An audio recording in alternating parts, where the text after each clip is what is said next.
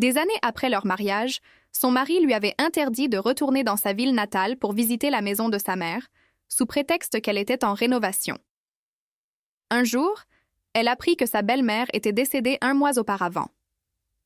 Alors qu'il devait quitter la ville pour le travail, elle décida de se rendre secrètement au village pour voir la maison que Madame Rose, sa belle-mère, avait laissée derrière elle. Mais dès qu'elle ouvrit la porte, elle se figea. Son corps se mit à trembler. L'air lui manqua dans la poitrine, et elle comprit que ce qui se cachait derrière cette porte était bien plus sombre que tout ce qu'elle aurait pu imaginer. Avant de commencer l'histoire, je vous demande s'il vous plaît d'écrire en commentaire de quelle ville vous m'écoutez, de laisser un j'aime et de vous abonner à la chaîne. Cela m'aide à continuer de grandir et à vous apporter des histoires toujours plus percutantes. Pour en revenir au récit, personne ne se doutait que cette histoire était en réalité la vie de Sophie. Elle était mariée à Marc depuis 8 ans. 8 années qui, vues de l'extérieur, semblaient plutôt belles. Ils vivaient dans une maison confortable en périphérie de Lyon. Marc travaillait comme directeur régional pour une entreprise de logistique, un poste stable avec un bon salaire. Et Sophie, une femme douce qui portait un foulard, avait décidé de se consacrer entièrement à son foyer après son mariage. Sa vie semblait être celle que beaucoup envieraient. Des factures payées, une maison bien tenue, un mariage sans cri ni scandale. Cependant, derrière cette façade de calme, il y avait une épine dans le cœur de Sophie, un seul endroit qui pour elle restait une porte fermée, la maison de Madame Rose, la mère de Marc, dans le village de Rochefort. En 8 ans de mariage, Sophie n'avait vu sa belle-mère que 3 fois. 2 fois au début, lorsque Madame Rose s'était déplacée à Lyon pour la rencontrer, et une 3e fois, la première année de leur mariage, lorsqu'ils s'étaient rendus au village. Sophie se souvenait de Madame Rose comme d'une femme plutôt discrète, au regard doux et serein. Elle ne parlait pas beaucoup, mais la façon dont elle lui caressait le dos en la serrant dans ses bras semblait profondément sincère. Sophie désirait ardemment connaître la femme qui avait mis au monde l'homme qu'elle aimait, tisser avec elle une relation d'affection et de confiance. Mais à partir de la 2e année de mariage, cette porte s'était refermée. Pendant 7 ans, chaque fois que Sophie suggérait d'aller à Rochefort pour rendre visite à Madame Rose, Marc lui donnait la même réponse. « La maison de maman est en pleine rénovation, ma chérie. Il y a beaucoup de travaux. Il vaut mieux attendre que ce soit terminé. » La première fois, l'explication avait paru raisonnable. Marc lui avait raconté que la maison léguée à sa mère après la mort de son père était très vieille. Des poutres pourries, de graves fuites, des fondations à renforcer. En tant que fils unique, il se sentait entièrement responsable. « Je veux que maman vive ses dernières années dans une maison décente, » lui avait-il dit. Sophie s'était sentie fière d'avoir un fils si attentionné et si bon. Elle l'avait soutenu sans réserve. La première année, l'excuse tenait la route. La 2e, Sophie commença à se demander quel genre de rénovation pouvait bien prendre autant de temps. Marc ajouta de nouveaux problèmes. Il s'avère que le terrain est mauvais. On a dû refaire une partie des travaux. Et les artisans sont un désastre. Ils ne respectent jamais leurs délais. Grommelait-il d'un ton agacé qui faisait que Sophie se sentait coupable d'insister. La 3e, la 4e et la 5e année, cette rénovation devint une plaisanterie amère qu'elle seule entendait. Chaque fois que la célébration de l'Aïd el-Fitr arrivait, Sophie préparait le plus beau cadeau pour Madame Rose, mais c'était toujours Marc qui l'apportait seul. Comme ça, je peux surveiller les ouvriers. Et puis, le voyage est long, tu te fatiguerais. Il y a beaucoup de poussière là-bas, et ce n'est pas bon pour ta respiration, disait-il avec douceur. Sophie, de nature obéissante, se contentait d'hocher la tête et de transmettre ses plus chaleureuses salutations à sa belle-mère. Avec le temps, elle cessa de demander, non par désintérêt, mais parce que chaque question se heurtait au même mur, la rénovation sans fin. La résistance de Marc à entrer dans les détails créait une distance subtile mais constante entre eux. Pour tout le reste, il restait un bon mari, attentionné, appelant toujours lorsqu'il voyageait, ne négligeant jamais ses besoins. Mais dès que Sophie mentionnait Madame Rose ou la maison du village, Marc devenait secret et sur la défensive, comme si quelqu'un venait d'éteindre la lumière dans ses yeux. Pendant un temps, Sophie essaya de garder le contact avec Madame Rose par téléphone. Au début, sa belle-mère répondait. Sa voix semblait faible, mais affectueuse. Chaque fois que Sophie demandait quand elle pourrait venir lui rendre visite, Madame Rose répondait d'un murmure résigné. « Demande à Marc, ma chérie. Je fais ce qu'il dit. » Mais au cours des 2 dernières années, ce numéro avait cessé de répondre. Son portable est cassé. Tu sais, elle vieillit, c'est difficile pour elle d'apprendre à utiliser un nouveau. En plus, il n'y a presque pas de réseau au village. expliquait Marc. Encore une fois, cela semblait logique, mais quelque chose se nouait dans le ventre de Sophie chaque fois qu'elle l'entendait. C'était comme sentir la fumée sans voir le feu. Le soupçon explosa 3 mois avant la visite de l'avocat. Ce jour-là, en pleine sécheresse, l'air de la ville était sec et chargé de poussière. Marc venait de rentrer d'un de ses voyages d'affaires qui incluait une visite à Rochefort pour vérifier, disait-il, l'avancement de la rénovation. Il arriva tard dans la nuit, épuisé. Sophie alla à la porte pour l'aider à enlever ses chaussures, comme elle le faisait toujours. En prenant ses mocassins en cuir, elle se figea. Ils n'étaient pas couverts de poussière, mais de boue rouge, humide et épaisse, comme s'il avait marché dans un champ boueux après une forte pluie. « Marc, où as-tu marché dans autant de boue ?» demanda-t-elle doucement, en essayant de garder une voix neutre. Marc, qui desserrait sa cravate, s'immobilisa. La fatigue sur son visage se crispa, et ses yeux se fixèrent sur les chaussures 1 seconde avant de se détourner. Oh, c'était sur le chantier d'un ami près de la maison de maman. « Des affaires de travail, » répondit-il trop vite. « Mais nous sommes en pleine sécheresse. »« D'où viendrait cette boue fraîche ?» insista Sophie. Non pas pour l'accuser, mais simplement confuse. Pour la première fois en 8 ans, il lui cria dessus. « Pourquoi es-tu si méfiante? Je rentre épuisée de travailler toute la journée et tu m'interroges pour une paire de chaussures. T'ai-je déjà menti sur quoi que ce soit? Je ne vais au village que pour ma mère. Tu crois que ça m'amuse de faire des allers-retours? Tu devrais apprécier un peu plus mes efforts. » Sa voix était dure, tranchante. Sophie sentit ses yeux s'embuer de larmes. Il ne lui avait jamais parlé comme ça. Elle posa les chaussures avec des mains tremblantes. « Je suis désolée, je ne voulais pas. »« Laisse tomber, » l'interrompit-il, en entrant dans la salle de bain et en fermant la porte. Cette nuit-là, Sophie dormit en lui tournant le dos. Elle pleura en silence, non pas tant à cause des cris, mais à cause du goût de mensonge dans la réponse de Marc. Il cachait quelque chose de gros qui avait à voir avec le village, avec Madame Rose, et avec cette éternelle rénovation qui avait bâti un mur invisible entre elle et la famille de son mari. Elle comprit pour la première fois que son mariage n'était pas aussi parfait qu'elle se le racontait. Il avait une fissure profonde, et cette fissure se trouvait dans cette maison du village que personne ne la laissait voir. Les jours suivants, tout sembla revenir à la normale, mais c'était une normalité forcée. Après l'incident des chaussures, Marc devint particulièrement attentionné. Il lui acheta une nouvelle tunique, l'emmena dîner dans un restaurant cher, la couvrit de compliments et de cadeaux. Sophie acceptait tout avec un sourire pâle. Elle savait que c'était sa façon de s'excuser, de recouvrir de présents une fissure qu'il avait lui-même ouverte. Elle le laissait faire, non pas parce qu'elle était convaincue, mais parce qu'elle se sentait trop épuisée pour discuter. Elle se mit à l'observer en silence avec une nouvelle lucidité, comme si elle vivait avec un étranger qu'elle devait déchiffrer de toute urgence. Un samedi matin, alors que Sophie disposait des pâtisseries maison sur un plateau dans la cuisine, Marc lisait le journal sur la terrasse. La journée était calme jusqu'à ce qu'un coup de klaxon brise le silence. Sophie regarda par la fenêtre et vit une berline noire brillante s'arrêter devant la maison. Elle ne reconnut pas la voiture. Un homme très bien habillé, en costume gris et avec une mallette en cuir, en sortit. Il vérifia l'écran de son téléphone pour confirmer l'adresse et sonna à la porte. Sophie ajusta son foulard et se dirigea vers la porte au moment où Marc se levait, le front plissé. « Qui cherchez-vous, monsieur ?» demanda Marc avec une politesse tendue. « Bonjour. Vous êtes bien, monsieur Marc ?»« Oui, c'est moi. Permettez-moi de me présenter. Je suis maître Durand, du cabinet d'avocats Durand et Associés. Je suis ici pour une affaire importante concernant. » Il marqua une pause, jetant un coup d'œil à Sophie, qui observait derrière son mari. Madame Rose. Le cœur de Sophie se serra.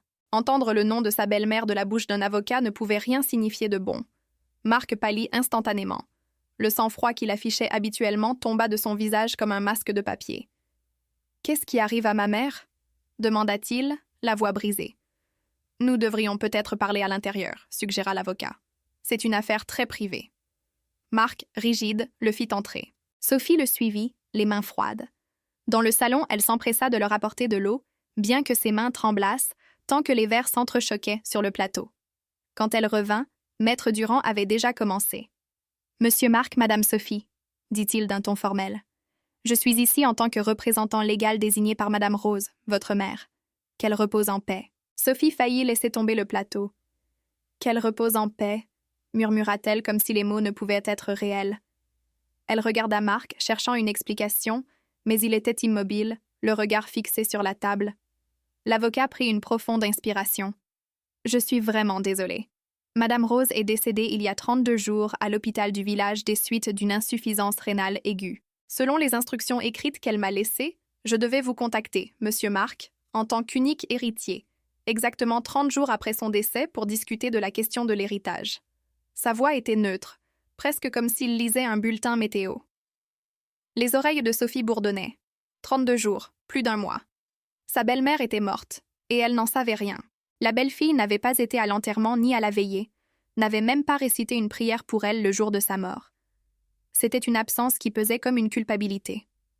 Mark sembla s'effondrer. Il se couvrit le visage de ses 2 mains et se mit à sangloter. Ses épaules tremblaient, ses pleurs semblaient déchirants. Sophie le regarda froidement. Elle avait du mal à y croire. Elle avait déjà vu ses mensonges. Maître Durand, mal à l'aise, ouvrit sa mallette et en sortit une épaisse enveloppe brune et un trousseau avec plusieurs clés anciennes. « Monsieur Mark, » dit-il en poussant l'enveloppe vers lui, « selon le testament validé, tous les biens au nom de votre mère, y compris la maison et le terrain à Rochefort, vous reviennent légalement. Voici les titres de propriété, déjà à votre nom. Et celles-ci, dit-il en désignant les clés, sont les clés de la maison du village. » Sophie fixa ces clés comme si c'étaient des morceaux de métal maudits, la clé de tous les secrets. Lorsque l'avocat partit, laissant derrière lui une immobilité écrasante, Sophie parla enfin. Sa voix était plate, glaciale. « 1 mois, Mark. » Il tressaillit. « Ta mère est morte il y a 1 mois, et tu ne m'as rien dit. » Ce n'était pas une question. C'était une accusation à nu. Mark leva les yeux. Dans son regard, le prétendu chagrin était maintenant mêlé de panique. « Sophie, je peux t'expliquer. J'étais dévastée. Je ne savais pas quoi faire. Je ne voulais pas que tu souffres. »« Tu m'as menti, » le coupa-t-elle. « Tu es allé au village il y a 3 mois avec tes chaussures pleines de boue. Tu n'es pas allé superviser des travaux, n'est-ce pas? Tu y es allé parce que ta mère était malade? » Il hésita. « Oui, maman était malade. Je l'ai emmenée à l'hôpital. Je ne voulais pas t'inquiéter. »« Et pourquoi ne m'as-tu pas dit qu'elle était morte? » insista Sophie, la voix brisée par la colère et la douleur. « Je suis ta femme. Je suis sa belle-fille. Je n'ai même pas pu prier pour elle le jour de son enterrement. C'est exactement pour ça, » éclata Mark en se levant. « Je ne voulais pas que tu la voies comme ça. La maison était un désastre. La rénovation inachevée. J'avais honte. Je ne voulais pas que tu gardes le souvenir de ma mère au milieu d'une ruine. La rénovation, encore. » Même face à la mort, Mark se cachait derrière le même alibi. Il prit l'enveloppe et les clés et s'enferma dans son bureau. Sophie entendit le clic de la serrure du tiroir du bureau, mettant en sécurité ses clés et tous ses secrets avec elle. Elle s'affaissa sur le canapé, ressentant une immense tristesse pour Madame Rose, une femme qu'elle connaissait à peine, et un chagrin encore plus amer pour son mariage. Ce jour-là, elle comprit que l'homme avec qui elle dormait depuis 8 ans était, en fait, un étranger. 4 jours s'écoulèrent après la visite de l'avocat, et ce furent les 4 jours les plus longs du mariage. La maison se remplit d'un silence épais, presque tangible. Mark, après son éclat dramatique, se comportait maintenant comme un veuf éploré. Il passait de longues périodes à fixer la télévision éteinte. Il se perdait dans ses pensées quand il croyait que Sophie ne le regardait pas, mais elle regardait tout, et tout ce qu'elle voyait, c'était de la peur. Il n'y avait pas de véritable douleur dans ses yeux, mais de la nervosité, l'inquiétude que son masque puisse tomber. Sophie se transforma. Quelque chose en elle se brisa, mais autre chose se durcit. Elle continuait ses tâches. Elle lui préparait son café le matin, cuisinait le dîner, lavait ses vêtements, mais elle le faisait avec une efficacité presque mécanique, sans bavardage, sans sourire. Elle était devenue une spectatrice dans sa propre maison, étudiant chaque geste de Mark et attendant une opportunité. L'opportunité se présenta le 5e jour. Au petit déjeuner, Mark se racla la gorge et posa sa cuillère dans l'assiette avec un geste trop calculé. « Sophie, » dit-il en adoptant un ton sérieux, « un voyage de travail de dernière minute est apparu, un projet dans une autre région. Je pourrais être absent 1 semaine, peut-être 10 jours. Je pars demain matin. » C'était une coïncidence trop parfaite. Sophie sentit une légère pulsation à ses tempes. Sa mère était morte il y a 1 mois, un fait qu'il avait caché. Et maintenant, Juste au moment où l'héritage apparaissait, il avait besoin de s'éloigner. « Oh !» fut tout ce qu'elle dit d'une voix glaciale. Marc devint mal à l'aise. Peut-être s'attendait-il à des larmes, à des supplications pour qu'il ne la laisse pas seule dans son deuil. J'ai essayé de dire non, mais mon patron ne veut rien entendre. C'est un projet important. Ça ira si je te laisse seule? Demanda-t-il avec un filet d'espoir. Ça ira, répondit Sophie. Va finir ton travail, Marc. Il parut soupirer de soulagement, un soulagement trop prononcé. Merci, mon amour. Je t'appellerai tous les jours, je te le promets. Le reste de la journée, Sophie le regarda faire sa valise. Elle le vit choisir des chemises avec une énergie qui ne correspondait pas à quelqu'un d'accablé par le chagrin. Elle l'entendit fredonner en pliant ses pantalons. Elle le surprit en train de sourire à son téléphone. Ce sourire lui glaça le sang.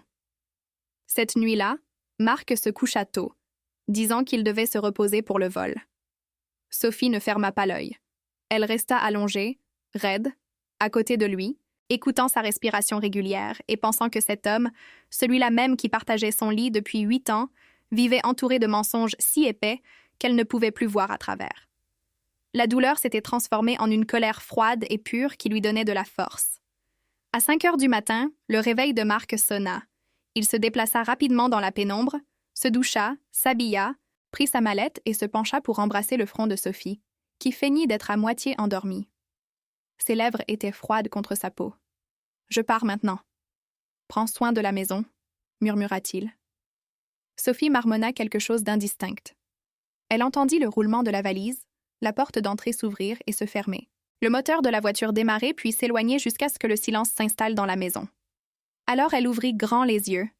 Elle n'attendit pas une minute. Elle se leva d'un bond. Son cœur battait la chamade, non pas de peur, mais avec le sentiment clair que le moment était venu. Sa cible était le bureau de Marc, un territoire interdit, qu'il s'assurait toujours de fermer à clé quand il n'y était pas. La poignée de la porte ne tourna pas. C'était fermé à clé, comme prévu. Sophie ne se découragea pas. Elle savait que Marc était organisé, mais aussi vaniteux et trop confiant. Il ne penserait jamais qu'elle oserait y entrer. Où garderait-il un double? Une idée lui vint, et elle courut vers la buanderie où se trouvait le panier avec ses pantalons de travail usagés de la semaine précédente. Elle fouilla les poches une par une. Rien dans le pantalon gris, rien dans le beige. Dans le pantalon noir, ses doigts touchèrent quelque chose de dur et de froid dans la petite poche latérale. Elle en sortit une minuscule clé argentée. C'était une clé de tiroir. C'était une demi-victoire, mais elle devait encore entrer dans le bureau. Sophie s'affaissa un instant dans le couloir, frustrée, faisant tourner la petite clé entre ses doigts. Puis elle regarda vers l'entrée de la maison. Là, sur le porte-clés typique à côté de la porte, pendaient les jeux de rechange bien rangés. Clé de voiture, clé de la porte d'entrée, clé du portail, et parmi elles, la clé du bureau. Marc était si sûr de sa supériorité qu'il n'avait jamais imaginé qu'elle les utiliserait. Les mains tremblantes, Sophie prit les doubles des clés, retourna au bureau et ouvrit la porte. L'odeur de la pièce la frappa immédiatement. Un mélange de papier, d'eau de Cologne chère et de pouvoir. Tout était impeccable. Un bureau en bois, des bibliothèques pleines, un fauteuil en cuir. Elle se dirigea directement vers le bureau, vers les 3 tiroirs de droite. Le tiroir du haut ne bougea pas. Fermé à clé. Elle inséra la petite clé argentée. Elle s'ajusta parfaitement. Le tiroir s'ouvrit en silence. La première chose qu'elle vit fut ce vieux trousseau, les clés que l'avocat avait laissées quelques jours plus tôt pour la maison de Rochefort. Sophie les prit. Elles étaient froides, lourdes, avec des dents complexes. Au moment de refermer le tiroir, elle vit un dossier bleu en dessous. Sur la couverture, écrit de la main soignée de Marc, on pouvait lire « Rénovation, maison, village ». Son cœur martela sa poitrine. Elle l'ouvrit. Il n'y avait ni plan ni devis d'architecte, seulement des dizaines, peut-être des centaines, de reçus. Des reçus pour l'achat de matériaux de construction. 100 sacs de ciment, 5 camions de sable, 50 barres de fer, des pots de peinture, du carrelage, tous émis par la même quincaillerie de la ville, avec des dates soigneusement réparties à la fin de chaque mois pendant 7 ans. C'était trop parfait, trop symétrique. Ce n'était pas le désordre réel d'un chantier, mais la comptabilité impeccable d'un mensonge soigneusement construit. Parmi les reçus, cachés presque au hasard, se trouvait un petit mot, un morceau de papier arraché d'un cahier d'une écriture qui n'était pas celle de Marc. C'était une écriture penchée, nerveuse, clairement féminine. Il disait seulement « Il n'a plus son médicament, il en a besoin ». Sophie serra le papier dans sa main. Quel médicament? Qui? Il. Qui avait écrit ça? La rénovation n'avait plus rien à voir avec des artisans. Il y avait quelque chose de plus sombre. Elle mit les clés de la maison du village dans une poche intérieure de ses vêtements, remit le dossier et la petite clé à leur place, referma le tiroir, ferma le bureau à clé et raccrocha les clés de la maison là où elles étaient. Aucune trace de son intrusion. Debout dans le salon, avec le trousseau froid dans sa poche, elle sentit la peur s'estomper. Il ne restait à l'intérieur qu'une détermination. Elle se donna 1 heure pour se préparer. Elle ne pouvait pas risquer que Marc appelle et sente quelque chose d'étrange dans sa voix. Elle devait avoir l'air normal. Elle prit une douche. Elle fit la prière de l'aube avec une concentration forcée, pensant tout le temps aux clés cachées contre sa poitrine. Puis, elle fit son sac.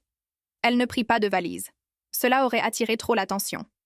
Elle prit un vieux sac à dos qu'elle utilisait pour ses cours de religion et y mit 2 longues tuniques, des foulards assortis, des sous-vêtements, un nécessaire de prière et surtout, tout l'argent liquide qu'elle avait, à la fois dans son portefeuille et dans un tiroir secret.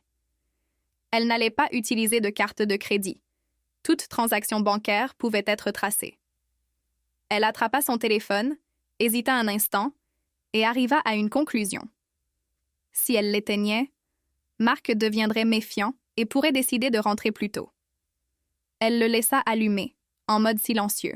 S'il appelait, elle ne répondrait tout simplement pas et enverrait plus tard un message désinvolte. J'étais sous la douche. Je me suis endormie. Ce serait suffisant. Elle commanda un VTC pour la gare routière interurbaine, pas la gare ferroviaire. Les gares ont plus de caméras, plus de registres. La gare routière, avec son chaos bruyant, était le meilleur endroit pour devenir invisible. Le trajet jusqu'à la gare routière lui parut surréaliste. Assise sur la banquette arrière, elle regardait la ville s'éveiller. Des gens se précipitant vers leur travail, des enfants avec des sacs à dos se dirigeant vers l'école, des vendeurs de rue commençant leur journée. Sophie avait l'impression de se détacher de sa propre vie, comme si, au lieu d'être une femme au foyer tranquille, elle était une fugitive. Mais elle ne fuyait pas la loi, elle fuyait un mensonge. À la gare routière, elle acheta un billet de bus bon marché pour la ville la plus proche de Rochefort, pas pour le village lui-même. Elle ne voulait pas que le nom de sa destination exacte apparaisse sur un quelconque registre. Elle paya en espèces et prit place près de la fenêtre.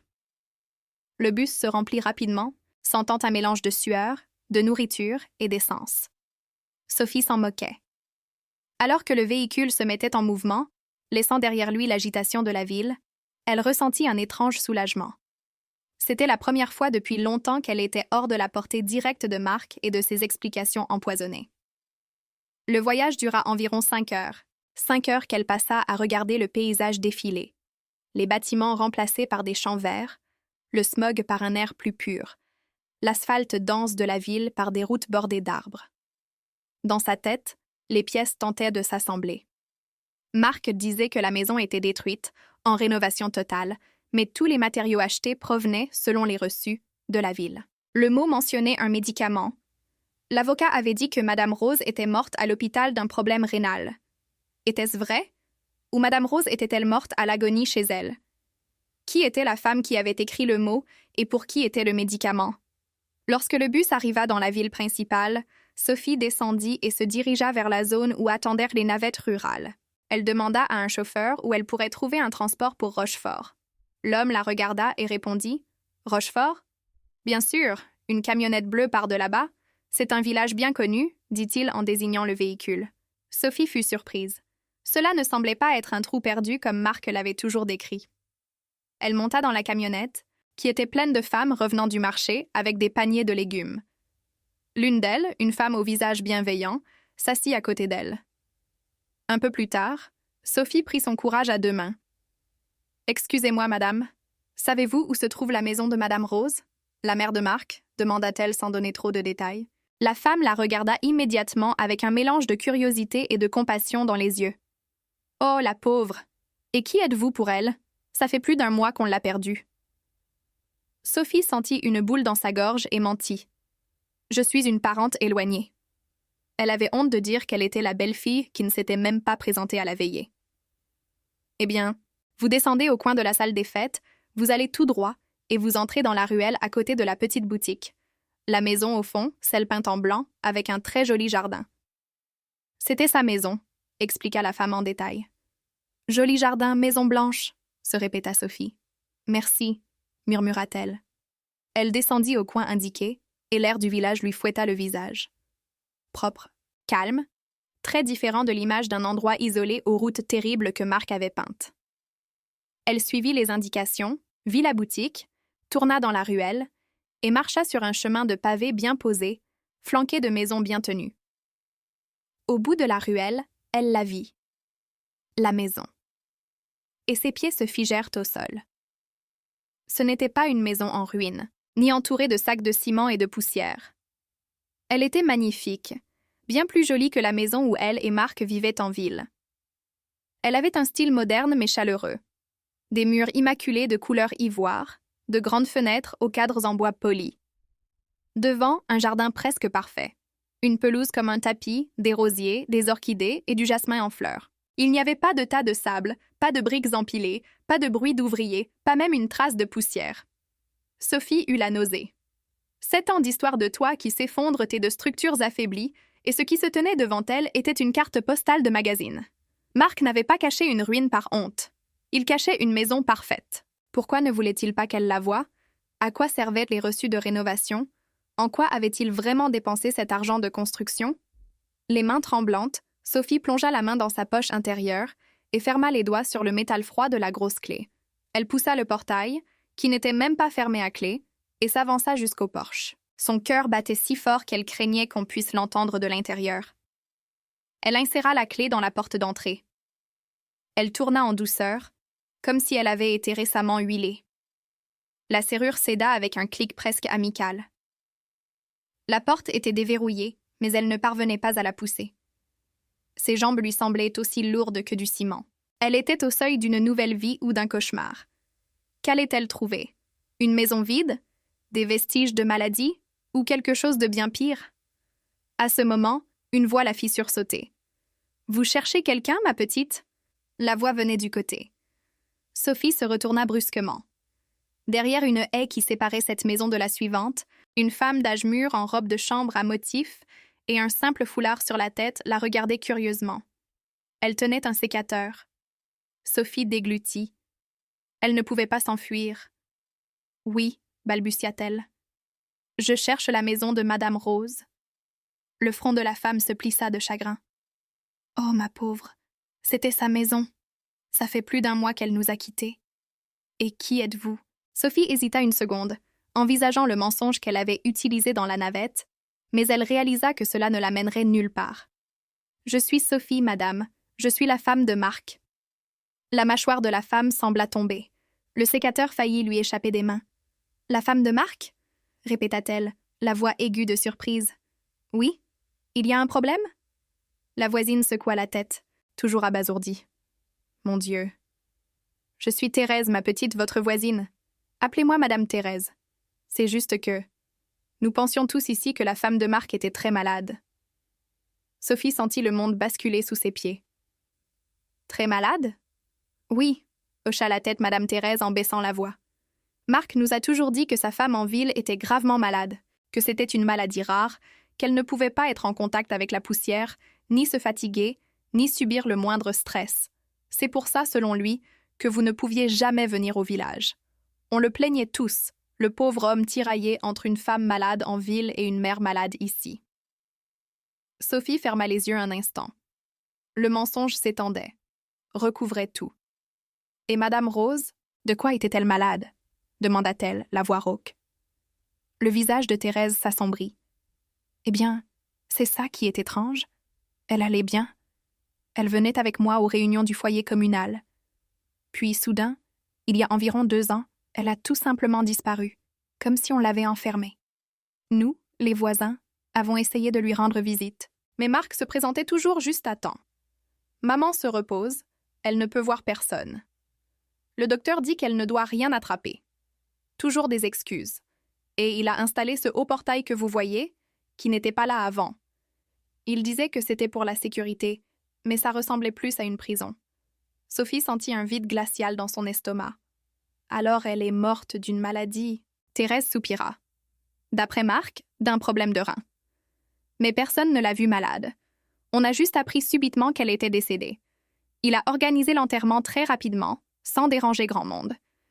Il a dit qu'il ne voulait pas annoncer la nouvelle à sa femme parce que vous étiez trop fragile pour supporter le choc. Les larmes emplirent les yeux de Sophie. Marc ne l'avait pas seulement exclue de l'enterrement, il l'avait utilisée comme excuse. Et la fameuse rénovation de la maison? Osa-t-elle demander, en montrant le jardin impeccable et les murs fraîchement peints. Madame Thérèse laissa échapper un rire bref et amer. Une rénovation? Il a fait repeindre cette maison il y a environ 5 ans, et c'est tout. Pas d'ouvriers, pas de poussière. Ce qu'on voyait, par contre, c'était des camions de livraison presque chaque semaine. Des meubles chers, des canapés neufs, des armoires, des lits. Et le plus étrange, c'était... Elle hésita. « S'il vous plaît, dites-moi, » supplia Sophie. Le plus étrange, c'était moi les colis de jouets. Des petits vélos, des poupées, des petites voitures, des peluches, des tas. J'ai demandé une fois et Marc m'a dit que c'était des dons pour un orphelinat, et bien sûr, on y croit.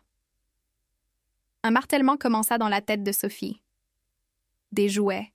Le mot sur le médicament. Et la nuit, ajouta Thérèse en baissant la voix jusqu'à un murmure. Parfois on entendait des voix. Pas la voix douce de Madame Rose. Non. La voix d'une autre, bien plus jeune, qui riait, qui se disputait doucement avec Marc. Et parfois, on entendait une voix d'enfant. Sophie pâlit. « Je croyais que j'imaginais, » dit Thérèse rapidement, mais c'est arrivé plusieurs fois. Le matin, la maison était toujours silencieuse. On savait seulement que Madame Rose était à l'intérieur et que Marc allait et venait dans sa belle voiture. La voisine regarda Sophie avec pitié. « Je ne savais pas que vous ne saviez rien, ma petite. » Sophie secoua lentement la tête, les larmes coulant maintenant sur son visage. « Je ne savais rien. » Thérèse soupira. « Je ne veux pas me mêler davantage, mais cette maison appartient à votre belle-mère. Vous avez le droit d'entrer. S'il se passe quoi que ce soit, criez. Je serai juste là. » Elle la laissa seule devant la porte entr'ouverte. Sophie essuya ses larmes du revers de la main, prit une profonde inspiration et poussa.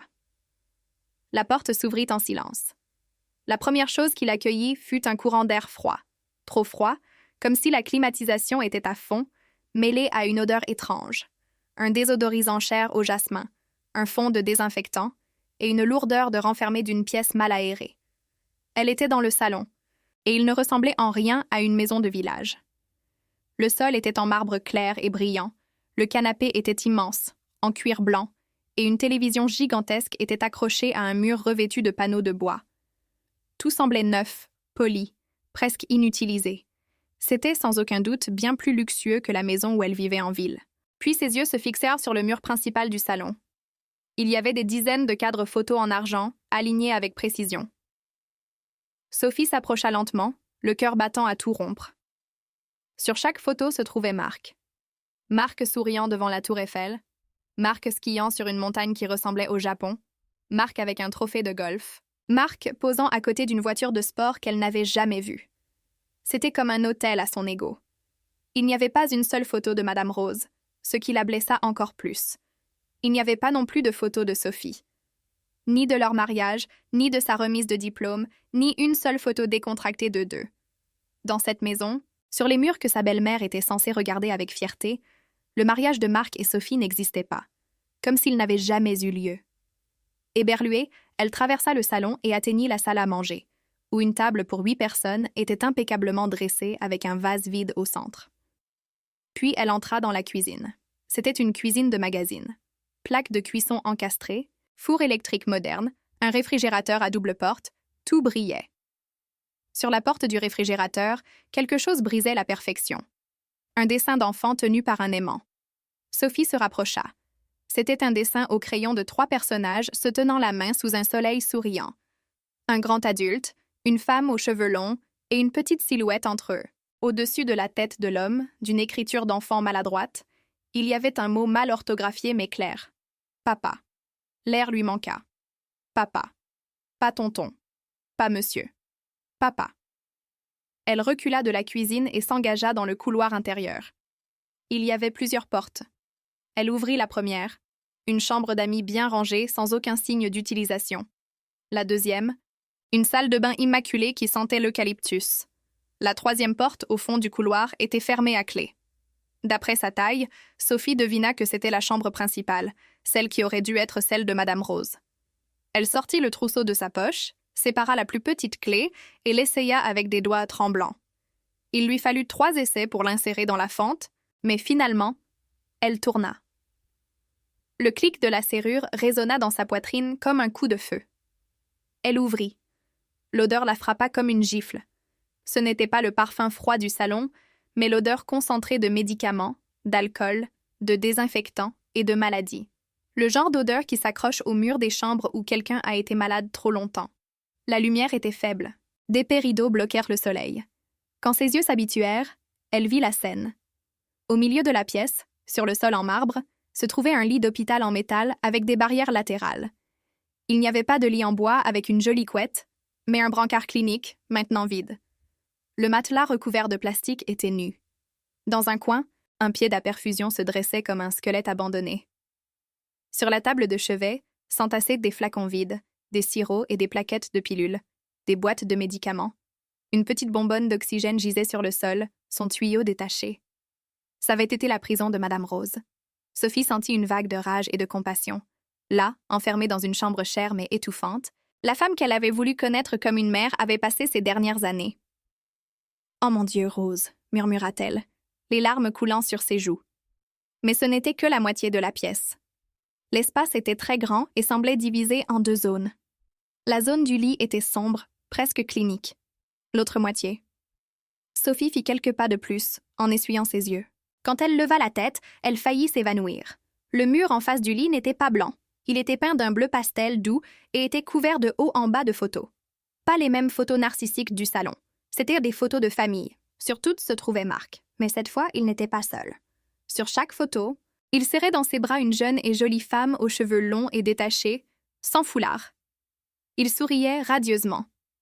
À côté d'eux se trouvait un petit garçon d'environ 4 ou 5 ans, avec des yeux et un sourire identiques à ceux de Marc. Il y avait des photos à la plage avec le garçon sur les épaules de Marc, des photos à une fête d'anniversaire avec les 2 adultes embrassant les joues de l'enfant. Des photos dans le même salon qu'elle venait de traverser, tous les 3 sur le canapé en cuir blanc, se serrant dans les bras comme une famille parfaite. Et puis elle vit la photo la plus cruelle de toutes. C'était une photo prise dans cette même pièce. Marc, la femme et le garçon posaient, souriants, au pied du lit d'hôpital. Derrière eux, sur le matelas, était allongée Madame Rose, maigre, décharnée, avec un regard vide. Son corps n'était qu'un arrière-plan, une triste décoration pour le faux bonheur de son fils. Sophie sentit le monde s'obscurcir. Là, sur ce mur, se trouvait la réponse à 7 ans d'excuses. Marc avait une autre famille. La rénovation n'était rien de plus que le processus de remodelage de sa propre vie, la construction d'un foyer secret avec une autre femme et un fils qu'il n'avait jamais mentionné. Le tout payé avec l'argent qu'il prétendait investir dans la maison de sa mère. Et Madame Rose, la propriétaire légitime de cette maison, avait été forcée d'en être témoin, enfermée à côté de ce mur. Sophie recula en titubant jusqu'à l'embrasure de la porte. Elle s'effondra sur le sol froid du couloir, incapable de pleurer, incapable de respirer. Elle ne sut pas combien de temps elle resta là. 10 minutes, 1 heure, le temps perdit sa forme. Finalement, le choc commença à se dissiper, laissant place à quelque chose de dur, de tranchant, qui s'installa au centre de sa poitrine. La colère. Ce n'était plus seulement une trahison conjugale. C'était une cruauté indescriptible. Il avait transformé la maison et la vieillesse de sa mère en une scène pour sa double vie. Avec des mouvements maladroits mais déterminés, Sophie se releva. Elle n'allait pas s'évanouir ni s'enfuir. Elle avait déjà ouvert cette porte. Maintenant, elle devait aller jusqu'au bout. Elle retourna dans la chambre. Elle regarda le lit vide, imaginant Madame Rose là, respirant avec difficulté, écoutant les rires de l'autre côté du mur bleu. Puis elle regarda les photos. Il y en avait tellement, et elles étaient si obscènes dans leur bonheur qu'elles lui donnaient la nausée. Sur une impulsion, elle commença à les arracher une par une. Peu importait si les cadres se brisaient sur le sol, elle avait besoin de preuves. Elle allait quitter cette maison avec plus que de la rage. En arrachant une grande photo, celle de l'anniversaire, elle vit quelque chose sur la table de chevet. Les tiroirs étaient fermés. Elle laissa tomber le cadre. La vitre se brisa. Elle ouvrit le premier tiroir. D'autres flacons de vitamines et d'analgésiques, rien qui ne ressemblait à des médicaments puissants pour les reins. Un autre mensonge. Le deuxième tiroir. Des seringues stériles, du coton, de l'alcool. Le troisième était plein à ras-bord. Au-dessus étaient empilées des couches pour adultes. Sophie s'arrêta une seconde. Cela lui serra le cœur. C'était ainsi qu'ils avaient géré la partie la plus intime et la plus humiliante de la maladie de Madame Rose. Elle écarta les couches. En dessous, elle trouva un cahier d'écolier usé. Elle le reconnut. C'était le genre de cahier bon marché que les enfants utilisent pour écrire. Elle le sortit, les mains tremblantes pour une nouvelle raison. Elle l'ouvrit. Sur la première page se trouvait une date d'il y a 3 ans et une écriture tremblante mais soignée, l'écriture d'une femme âgée. Aujourd'hui, Marc m'a dit qu'il allait rénover la maison. Il veut que je passe mes dernières années dans le confort. Que Dieu le bénisse. Quel bon fils. Je l'aime tant. Sophie déglutit. Elle tourna la page. Des mois plus tard, une autre entrée. La maison est magnifique, bien plus belle que je ne l'imaginais. Mais c'est étrange. Marc a fait installer un très haut portail et dit que je ne devrais pas sortir seule, que je pourrais tomber. J'obéis. Il sait ce qui est le mieux. Les entrées devinrent plus espacées. Il y a 2 ans, Marc a amené une visiteuse. Une jeune femme, très jolie. Il a dit qu'elle s'appelle Claire, qu'elle est une collègue de travail et qu'elle a des problèmes, qu'elle a besoin de rester ici un moment. Il l'a installée dans la chambre d'amis. Mais Marc a dit à la voisine que c'est moi qui suis malade. Je vais bien. Je ne comprends pas. Le cœur de Sophie battait encore plus fort. Claire. Le visage souriant des photos avait maintenant un nom. Elle tourna d'autres pages. Il y a 1 an et demi, Claire a amené un enfant, un magnifique petit garçon nommé Léo. Marc m'a dit qu'il est orphelin, qu'il l'aide. Mais les yeux du garçon sont les mêmes que ceux de Marc quand il était petit. Je ne suis pas idiote. Je l'ai mis au monde. Les larmes de Sophie tombèrent sur le papier jauni. Elle continua à lire. Marc s'est mis en colère quand j'ai demandé si le garçon était le sien. Il m'a crié dessus. Il a dit que je suis vieille et que je déraisonne. Il m'a interdit d'en reparler. Depuis, il ferme la porte à clé de l'extérieur. Il dit que c'est pour mon bien, qu'il y a trop de microbes dehors. Claire et le garçon se promènent librement dans ma maison. Et moi, je suis enfermée. L'écriture devint plus irrégulière, avec des mots tordus, comme si la main était faible. Sur les dernières pages, le ton était désespéré. Mes pilules pour le cœur ont disparu. Marc les a prises. Il m'en a apporté d'autres qu'il dit être meilleures, mais j'ai la poitrine serrée. J'ai demandé de l'aide à Claire, mais elle a peur. Elle est prisonnière aussi. Marc a fait venir un avocat. Il veut que je signe une procuration pour que tout soit à son nom. J'ai refusé. Je lui ai jeté le stylo. Il a menacé de te faire du mal, Sophie. Il a dit que quelque chose pourrait arriver en ville si je n'obéissais pas. Que Dieu me pardonne. Il a utilisé ton nom pour me faire peur. Sophie dut se couvrir la bouche avec la main pour ne pas crier. Marc avait utilisé sa vie comme une arme contre sa propre mère. Elle lut la dernière entrée, écrite avec des traits presque illisibles. Il n'est plus mon fils. Le diable l'a pris. Il m'enferme. Amène une autre femme dans ma maison. Me laisse mourir lentement. Sophie, si tu lis ceci, pardonne-moi de ne pas avoir été une bonne belle-mère. Je te demande une chose. Punis-le. Ne le laisse pas gagner. Sophie, aide-moi. Elle serra le cahier contre sa poitrine et éclata en sanglots. Non pas pour son mariage, mais pour Madame Rose. Pour sa solitude, sa peur, sa faim indigne. Elle pleura jusqu'à ne plus avoir de larmes. Puis, comme si ces mots, punis-le, étaient aggravés dans sa peau, elle s'essuya brusquement le visage. Le deuil devait laisser place à la justice. Elle se souvint du petit mot qu'elle avait trouvé dans le bureau de Marc. Il n'a plus son médicament. Il en a besoin. Elle retourna au tiroir des couches et y fouilla. Elle trouva plusieurs autres notes, toutes de la même écriture moderne de Claire. Des listes de courses. Lait en poudre pour Léo, couche pour Léo, taille Monsieur Sirop contre la fièvre pour Léo. Elle comprit. Le médicament de la note n'était pas pour Madame Rose, mais pour le fils illégitime de Marc. Il se souciait plus d'un simple sirop pour enfants que des médicaments pour le cœur de sa propre mère. Sophie rassembla tout. Le cahier de Madame Rose, les notes de Claire, plusieurs photos arrachées du mur montrant Marc, Claire et Léo, unis comme une famille, et une photo particulière où l'on voyait Madame Rose en arrière-plan, confinée au lit. Elle quitta cette pièce, fermant fermement la porte derrière elle. Elle traversa le couloir, passa devant la cuisine et le luxueux salon, sans plus rien regarder. Cette maison n'était pas un foyer, c'était un mausolée de mensonges. Elle ouvrit la porte d'entrée, sortit à l'air libre, et respira le soleil du village comme si c'était sa première bouffée d'air depuis des jours. Elle serrait le cahier et les photos si fort que ses jointures blanchirent. Elle savait exactement ce qu'elle devait faire. Elle se rendit immédiatement chez Madame Thérèse. Pas le temps pour les politesses. « J'ai besoin de votre aide », dit-elle avec un calme glacial. Thérèse lut dans ses yeux qu'elle avait vu quelque chose de terrible et la fit entrer. Elle l'installa dans le salon humble mais frais. « Qu'as-tu trouvé, ma petite ?» demanda-t-elle avec anxiété. Sophie fixa le vide. « Je suis empoisonnée par ces mensonges, mais Madame Rose... »« Ils l'ont tuée, » murmura-t-elle. « Ils l'ont enfermée, lui ont retiré ses médicaments et l'ont laissée mourir pendant que mon mari vivait ici avec une autre femme et son fils. » Thérèse poussa un cri étouffé. « Que Dieu nous vienne en aide. » Sophie ouvrit le cahier sur la table. « Tout est là. Et je dois appeler l'avocat qui est venu chez moi, Maître Durand. Je n'ai pas son numéro, mais je me souviens du nom du cabinet.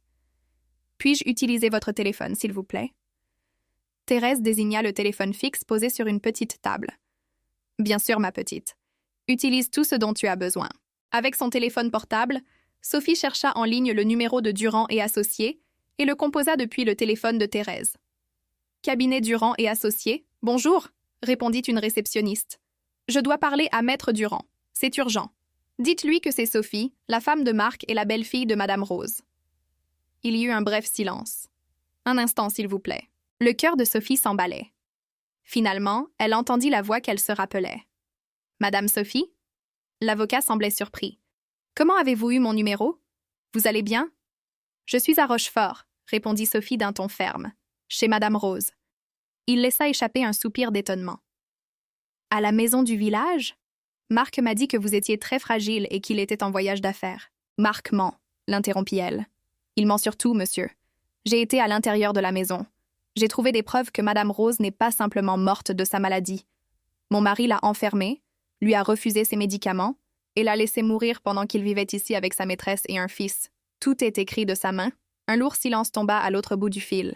Sophie pouvait presque imaginer l'avocat se passer une main sur le front. « Je m'en doutais, » murmura-t-il enfin. Pas à ce point, pas quelque chose d'aussi terrible, mais quelque chose ne collait pas. « De quoi vous doutiez-vous? » demanda Sophie. 2 mois avant sa mort, Madame Rose m'a appelée en secret. Elle avait très peur. Elle m'a dit que Marc la pressait de signer une procuration pour tous ses biens. Elle voulait changer le testament. Elle ne voulait pas qu'il reçoive quoi que ce soit. Elle voulait que tout son héritage vous revienne. À vous, sa belle-fille, la seule personne en qui elle avait confiance bien qu'elle vous ait à peine vue. Elle m'a demandé de l'aide pour modifier légalement le testament. Sophie serra le combiné. Le cahier ne mentait pas. Je préparais les documents quand soudain Marc est venu à mon bureau en disant que sa mère était très malade et ne pouvait recevoir ni visiteurs ni signer quoi que ce soit d'autre. 1 mois plus tard, il a appelé pour me dire qu'elle était décédée. Il m'a apporté la procuration signée et l'Ancien Testament. Je savais que quelque chose n'allait pas, mais sans preuve. « Nous l'avons maintenant, » dit Sophie. Le cahier explique tout. Il parle de menaces utilisant mon nom, d'une signature sous la contrainte. J'ai aussi la preuve de l'autre famille, de la façon dont il a utilisé la maison, comment il a isolé sa mère. Le ton de l'avocat changea. Il devint froid, décidé. « Écoutez-moi très attentivement, Madame Sophie. N'appelez pas encore la police. Marc est rusé. S'il soupçonne que nous l'avons découvert, il pourrait s'enfuir ou détruire des preuves. Je vais me rendre là-bas tout de suite avec une équipe et le mandat d'urgence que nous pourrons obtenir. Le voyage nous prendra environ 4 ou 5 heures.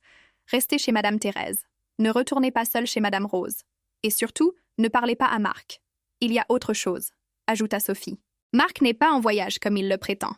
Il n'est pas dans une autre région. » Elle regarda Thérèse qui hocha la tête, comprenant le geste. « Il est tout près. » Thérèse prit le téléphone un instant. « Maître Durand, c'est Thérèse, la voisine de Madame Rose. Marc n'est parti nulle part. Il a une autre maison dans la ville voisine, au domaine vert. Une grande maison neuve, pour cette femme avec qui il vit. Chaque fois qu'il dit à Sophie qu'il est en voyage d'affaires, il est là-bas. Et quand il dit à cette femme qu'il va en ville, il va retrouver Sophie. C'est un serpent à deux têtes, résuma-t-elle sans détour. Le silence à l'autre bout fut encore plus long. L'avocat reconstituait le puzzle. C'est mieux, d'une certaine manière, dit-il finalement. Nous pouvons le prendre la main dans le sac. Madame Sophie, Madame Thérèse, fermez votre porte à clé et attendez. Ne sortez pas. Quand j'arriverai, nous irons ensemble au domaine vert et nous le débusquerons de sa tanière. Nous attendrons, répondit Sophie. Elle raccrocha et s'enfonça dans le canapé, le cahier sur ses genoux. Thérèse la regarda avec un mélange d'horreur et d'admiration. « Vous êtes une femme forte, ma petite, » murmura-t-elle. « Je ne sais pas, Madame Thérèse, » répondit Sophie, sans quitter des yeux le cahier. « Je sais juste que je veux justice pour Madame Rose. » Les 5 heures d'attente parurent une éternité. Sophie n'avala pas une bouchée, bien que Thérèse insistât. Une tasse de thé chaud posée à côté d'elle refroidit lentement. Elle resta assise, rigide, lisant et relisant le journal de sa belle-mère, mémorisant chaque ligne de douleur, chaque supplique, jusqu'à ce que les mots soient gravés dans son esprit comme au fer rouge. Chaque fois que la peur tentait de monter dans sa poitrine, elle l'ouvrait à nouveau à la dernière entrée. « Sophie, punis-le. Ne le laisse pas gagner. » Cette supplique devint son armure. Madame Thérèse ne cessait de faire les 100 pas, jetant un coup d'œil à travers le rideau de temps en temps, craignant que Marc n'apparaisse. Dehors, le soleil commença à décliner au fil de l'après-midi, indifférent à la tempête qui se préparait. Finalement, vers 16 heures, ils entendirent des moteurs. Non pas une, mais 2 voitures s'arrêtèrent devant la maison de Thérèse. Elle regarda et s'exclama « Ils sont là !» Sophie se leva, ses jambes ne tremblant plus. Elle serra le cahier contre sa poitrine. On frappa fermement à la porte. Thérèse ouvrit. Sur le seuil se tenait Maître Durand, rouge de chaleur et de rage contenue, sa veste de costume à la main et les manches de sa chemise retroussées. Derrière lui se trouvaient 2 hommes robustes vêtus de chemises d'uniforme sobre. « Madame Sophie » la salua l'avocat. « Nous sommes là. Nous avons déjà parlé au poste de police du village. Ces messieurs sont des officiers. » Sophie hocha la tête. « Quel est le plan? » « Nous allons au domaine vert tout de suite. D'abord, nous voulons voir de nos propres yeux ce qui s'y passe. Je vous recommande de rester ici. »« J'y vais, » l'interrompit-elle. « J'ai besoin qu'il me voie. J'ai besoin qu'il sache que c'est ma main qui a fait s'effondrer son mensonge. » L'avocat la regarda dans les yeux. Il ne vit pas de la fragilité, mais une force inattendue. « Très bien, » concéda-t-il. « Mais vous restez derrière nous. » Le trajet jusqu'au domaine vert fut court, à peine 20 minutes. Sophie monta dans la voiture de l'avocat avec Thérèse. La police suivait dans l'autre véhicule. Personne ne parla. Sophie regardait les champs, les maisons éparses, le ciel qui commençait à virer à l'orange à travers la fenêtre. En arrivant, Thérèse désigna « C'est celle-là, celle avec le portail bas et les jouets dans le jardin. » La maison de Marc là-bas était à l'opposé de celle de Madame Rose. Elle n'était pas cachée. Elle était exposée. Des murs gris modernes avec des touches d'orange, un jardin de devant avec une balançoire, des tricycles éparpillés, une maisonnette en plastique. C'était l'image d'une jeune famille heureuse. Ils s'arrêtèrent à quelques mètres de là, et il était là. Marc, en polo et en short, l'air plus jeune, plus détendu, riant en poussant la balançoire, où un petit garçon, Léo, gloussait. Sur la terrasse, assise sur une chaise, se trouvait Claire, la femme des photos, avec un verre de boisson fraîche à la main, souriant calmement. C'était une scène presque parfaite, si ce n'est que le sol sous leurs pieds était bâti sur la tombe de Madame Rose. Sophie ouvrit la portière de la voiture avant que l'avocat ne puisse dire quoi que ce soit. « Madame Sophie, attendez », l'appela-t-il, mais elle marchait déjà vers le portail d'un pas assuré. Marc entendit le crissement du gravier et se retourna, toujours avec un sourire aux lèvres. Quand il vit Sophie, le sourire se figea puis disparut. Pendant 1 seconde, il eut l'air d'avoir vu un fantôme. La balançoire revint et faillit heurter Léo, qui poussa un cri de surprise. « Sophie » murmura Marc, la voix sèche. Sur la terrasse, Claire se leva, confuse. « Qui est-ce, Marc » demanda-t-elle, ne comprenant pas. Marc ne répondit pas. Sophie s'arrêta devant lui, séparée seulement par la balançoire. Léo la regardait curieusement, avec ses yeux qui étaient dans la copie de ceux de son père.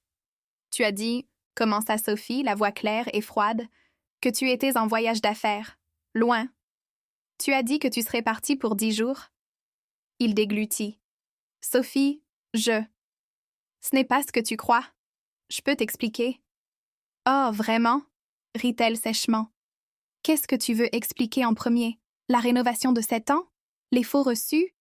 Ta femme prétendument en phase terminale en ville? Claire mit une main sur sa bouche, descendit du porche et s'approcha de quelques pas. Marc, qu'est-ce qu'elle raconte? Tu m'as dit que ta femme était morte, que tu étais veuf. Sophie termina la pensée sans le quitter des yeux. Je m'appelle Sophie.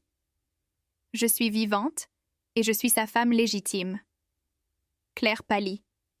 Ses genoux fléchirent légèrement. Non. Non, tu m'as dit qu'elle était morte dans un accident. Marc paniqua. Ses yeux passèrent d'une femme à l'autre. Claire, ne l'écoute pas.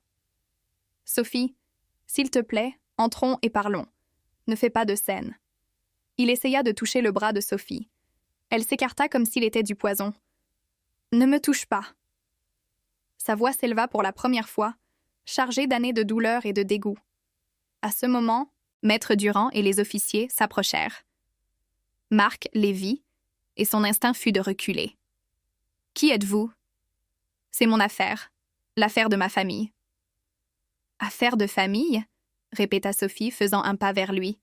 « Enfermer ta mère, lui retirer ses médicaments, la laisser mourir pendant que tu joues à la famille heureuse avec ta maîtresse et ton fils. »« C'est une affaire de famille ?»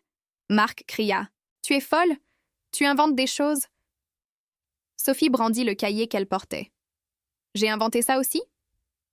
De toutes ses forces, elle le lui jeta à la poitrine. Le cahier frappa Marc et tomba ouvert à ses pieds, révélant l'écriture tremblante de Madame Rose. « Ta mère te salue depuis la tombe, Marc, » dit Sophie dans un murmure acéré. « Emmenez-le, » ordonna Maître Durand, maîtrisant sa colère.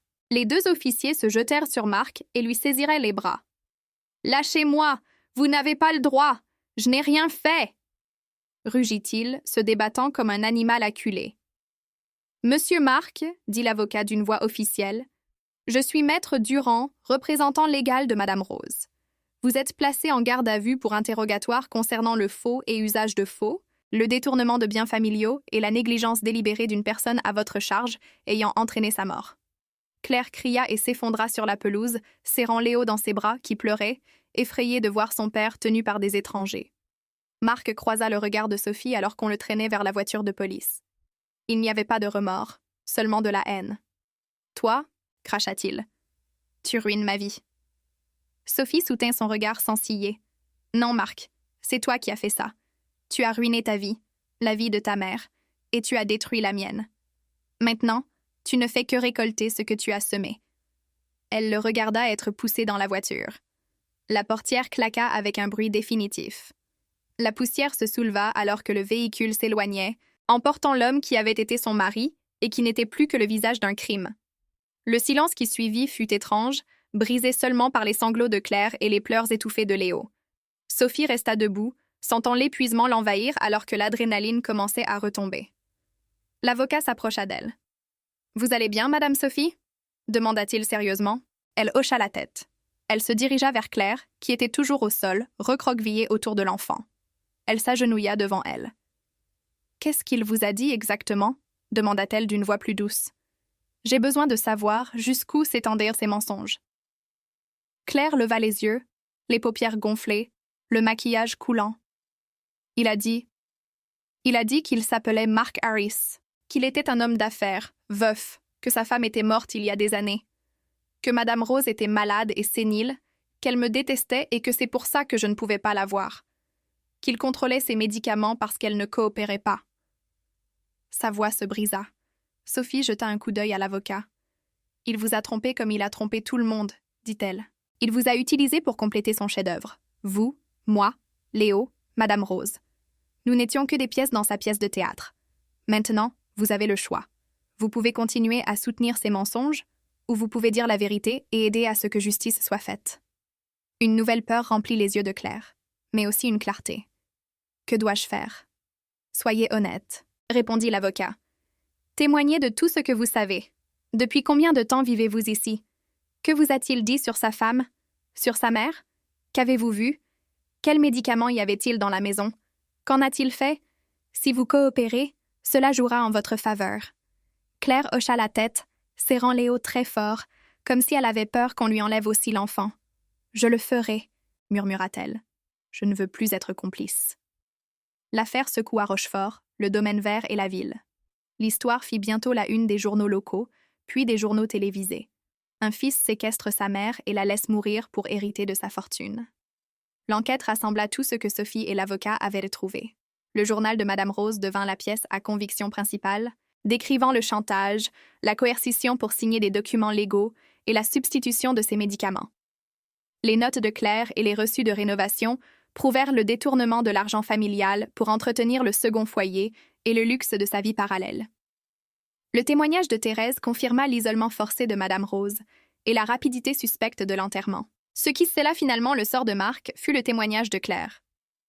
Devant le juge, en larmes, elle raconta comment Marc ignorait les plaintes de Madame Rose concernant ses douleurs à la poitrine, comment il lui disait que les personnes âgées dramatisent pour attirer l'attention, comment il avait retiré les pilules pour le cœur de la table de chevet et les avait remplacées par de simples vitamines, prétendant qu'elle n'en avait plus besoin. Elle décrivit avoir entendu des disputes entre Marc et sa mère quand elle refusait de signer des documents, comment il utilisait le nom de Sophie comme une menace. Le juge entendit également la lecture de la dernière entrée du journal. Cette supplique, Sophie, punis-le.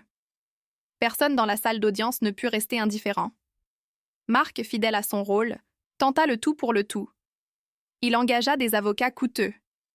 Il essaya de dépeindre Claire comme une menteuse intrigante. Il voulut faire passer sa mère pour mentalement instable. Il pleura à la barre, jurant qu'il l'adorait et qu'il avait fait tout son possible pour s'occuper d'elle. Mais chaque geste dramatique se fracassa contre le poids du cahier de Madame Rose, les signatures falsifiées et les témoins. Finalement, le juge rendit son verdict, coupable de faux et usage de faux, de détournement de biens et de négligence intentionnelle d'une personne dépendante à sa charge, une conduite ayant directement contribué à sa mort. 15 ans de prison. De plus, l'annulation de la procuration signée sous la contrainte et la confiscation des biens qu'il avait gérés à son propre profit. Le jour même où la sentence fut rendue publique, Sophie demanda le divorce. Elle ne demanda aucun partage des biens. Elle ne voulait pas un seul euro entaché par ce que Marc avait fait. Avec l'aide de Maître Durand, elle parvint à annuler le testament que Marc avait imposé. Le tribunal reconnut la validité des dernières volontés de Madame Rose, celles qui visaient à avantager Sophie. Ainsi, la maison et le terrain de Rochefort furent transférés au nom de la belle-fille, comme l'avait souhaité la défunte dans ses dernières notes. La maison du domaine vert, construite avec de l'argent mal acquis, fut saisie par l'État. Claire, pour sa coopération, reçut une peine symbolique et la chance de refaire sa vie loin de Marc. Sur la demande expresse de Sophie, l'avocat s'assura que la mère et le fils ne se retrouvent pas à la rue, mais dans un petit appartement décent, suffisant pour repartir à zéro. Une année passa. Rochefort avait un air différent, plus lumineux. La maison au bout de la ruelle, celle qui avait été une prison et le théâtre d'un crime silencieux, avait aussi changé. Le haut portail qui ressemblait à un mur de prison fut remplacé par une haie basse et bien entretenue. La porte d'entrée était maintenue ouverte la plupart de la journée, laissant entrer l'air du village et les rires des enfants. Sophie, vêtue d'une tunique au ton pastel, arrosait maintenant les fleurs du jardin, jasmin, rose, géranium. Elle avait décidé de ne pas retourner en ville.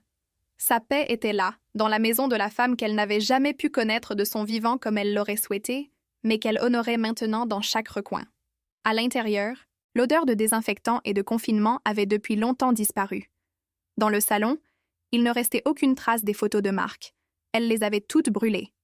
À leur place pendèrent des calligraphies avec des versets et des phrases invitant à la réflexion et à la paix. La chambre où Madame Rose avait été emprisonnée avait été complètement transformée. Le lit d'hôpital avait été enlevé, les murs repeints d'un ton ivoire doux, les rideaux remplacés par des voilages légers qui laissaient entrer le soleil. Là où se trouvait autrefois un pied à perfusion et une bonbonne d'oxygène, il y avait maintenant des étagères pleines de livres pour enfants et adolescents, des tapis colorés et des coussins sur le sol. C'était une petite bibliothèque. Les enfants du village y entraient pieds nus ou en sandales. Ils s'asseyaient sur les coussins, parcouraient des livres de contes, lisaient à voix haute et partageaient des rires. Au-dessus de l'entrée de cette pièce, Sophie avait fait placer une plaque en bois simple mais belle, avec des lettres gravées à la main. La bibliothèque Madame Rose. Le savoir est une lumière. Chaque fois qu'elle passait devant cette plaque, elle sentait quelque chose en elle s'apaiser un peu plus. Un soir, Madame Thérèse traversa la haie avec un plateau de thé au jasmin et de beignets fraîchement préparés. « Il commence à faire frais, ma petite. Rentre avant d'attraper froid, » dit-elle avec un sourire. Sophie lui rendit son sourire, un sourire franc qui venait de l'intérieur. « Dans un instant, Madame Thérèse. »« J'aime écouter les enfants d'ici, » répondit-elle, en regardant vers la bibliothèque ouverte d'où s'échappaient les voix des enfants lisant en chœur. Elle avait exaucé la demande de Madame Rose. Marc payait pour ce qu'il avait fait, et cette maison qui avait été un enfer silencieux était devenue un lieu où les enfants cherchaient des histoires et de la lumière. Sophie pouvait enfin respirer en paix. Et chaque page tournée dans cette petite bibliothèque était, d'une certaine manière, une prière pour la femme qui lui avait demandé justice depuis les dernières pages d'un cahier d'écolier. Si vous êtes arrivé jusqu'à la fin, dites-moi en commentaire ce que vous auriez fait à la place de Sophie. Et si vous voulez entendre d'autres histoires sombres comme celle-ci, soutenez cette vidéo avec un j'aime, abonnez-vous et activez les notifications. Ce qui arrive ensuite sera encore plus troublant.